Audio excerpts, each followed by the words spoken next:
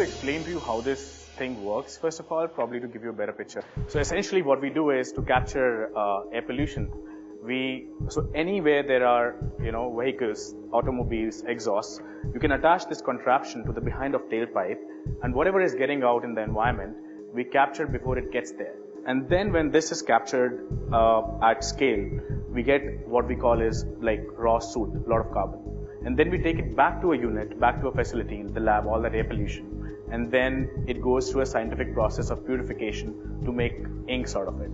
What percentage of carbon are you refining using it? Efficiency? Yes. We're capturing up to 85 to 95% of particulate matter emissions that are happening through the process. Yeah.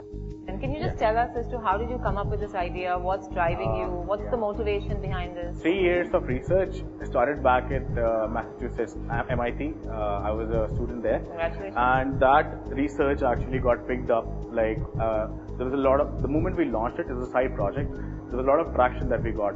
And over the last 3 years, we have perfected the art of capturing pollution using such a small, tiny form factor. There's no other company in the world right now that has a solution for capturing pollution before it enters the environment.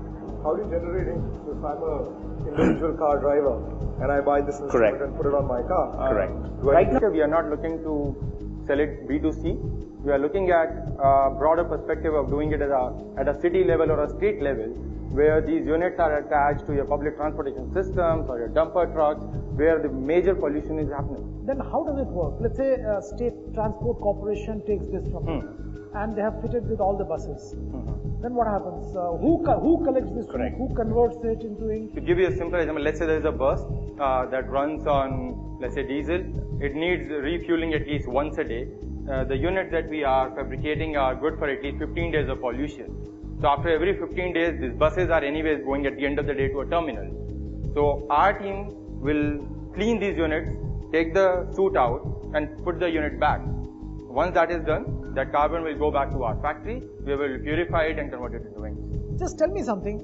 Will the automobile manufacturers buy this from you?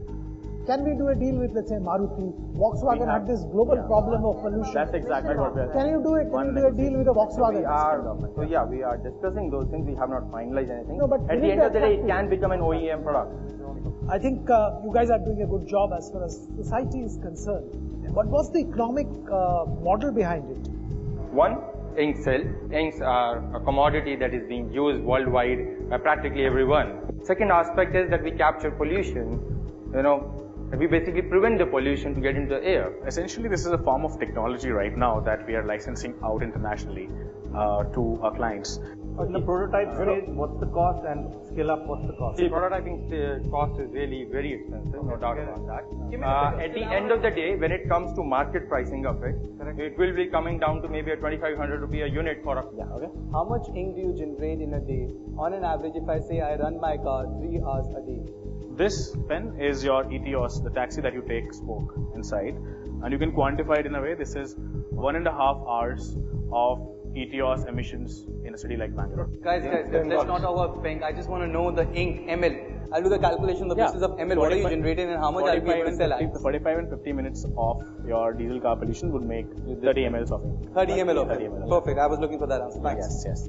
Can you give us details of the company, revenues? Yeah. What money, how much money are you looking for? We have already plugged in about $500,000. We started in month of May, and by end of March we will be somewhere around $3.5–4 million in the licensing fees. And who are you licensing the technology to? Where does this $500,000 come in from? Industry. Can you give an example of what you mean by industry? We are completely mean, for example, the people who are running the factory. They want to put this technology on their chimney. Are you making money on your $500,000 today? Yes. We're cash positive. Cash positive. So what is the money you are asking us to bring to the table? 2 CR at about 2–2.5% of equity. Who can actually hang on. You're valuing your company at 100 crore. Let's be real. You want us to put money at 100 crore valuation. This business is too complicated, it's got too much of a government angle and it's too related to CSR. I'm going to pass this opportunity. So I agree with Devansh, even I'll pass. I passed on 10 minutes back. Guys, I have one last question before I'm going to decide to make an offer or not.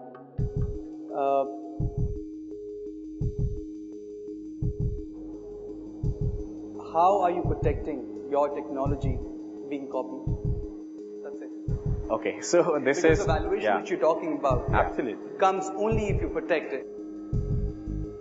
Otherwise, I am not going to give you that valuation. So at all. we have PCT patents on this. PCT being like patents in 140 countries on this technology of capture and I'm just cleaning. talking about India. Is there a patent? Yeah, including India. But trust me, we have to protect it internationally because technology market generally lies in the West.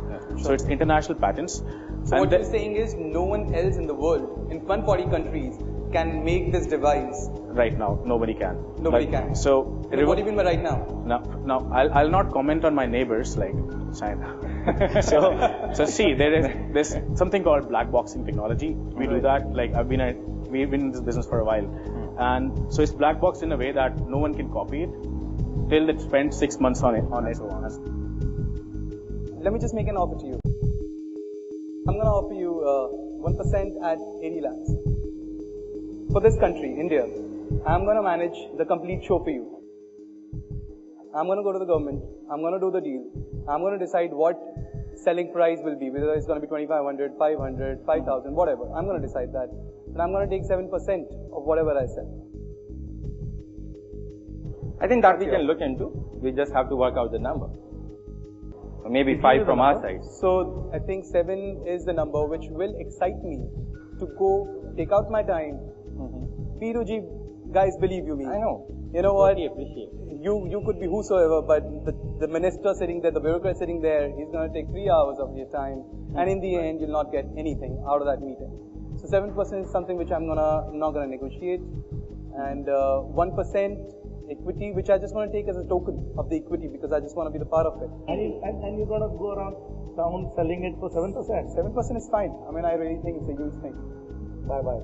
The route that I see in this is going to be sort of CSR. So we run an advertising network. About 2,000 crores is spent or more. We control 40% of advertising on outdoor in the country. I feel that ink is the biggest production cost. Yeah. So ideally what I would like to do is, I would like to offer you 25 lakhs for 1%. I think the value that I create for you in terms of sales is where the value is. Because if my 1% becomes from 100 to 500, your 99% is what it goes. The 25 lakhs, I'm just showing you a commitment that yes, I'm willing to put in some money, and I like Mohit's offer of royalty. I would also like a royalty of 7% that I get. If you have ink, selling is no problem. Problem is producing ink. That is your victory. So that's what I can solve. It's talking about just selling the ink, which is I don't think is a difficult thing. Selling ink at 20 times the price, because now you're using that as a CSR, is where the value is. If you sell it at market rate, then there's no way you can compete. You has to be sold as a CSR initiative for the corporates, for the ink to be sold. Nobody's going to buy it 20 times for CSR. I really don't think so. Are you serious? You guys are going to buy for CSR 20 times. They want the cheapest thing on the earth. Absolutely. They're buying in bulk. Don't care. But I find the valuation really out of odds. I mean, you're $500,000 now. You're expecting to be 3 million at the end of the year. But from any stretch, that's 8 to 9 times, 7 to 8 times sales. So you need to price in the value of the technology, and you have to see that there is an add-on revenue to it. Unlike most of the places where you have losses to fund. But coming to Mohit, You have let's two say, offers on the table. Yeah, so let's say, talking about your offer, we will say 1% at 95 with 6% royalty. So I am going to stick to my offer.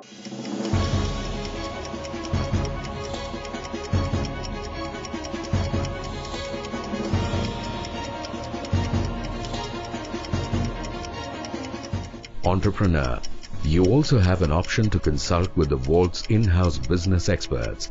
Do you want to take this option? I think we'll just close it right here.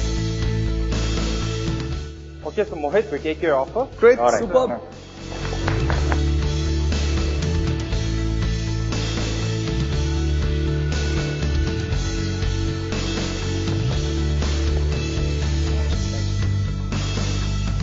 So we are looking at people who have experience in the business in India, and I think we got a really good person in Mohit to do that for us.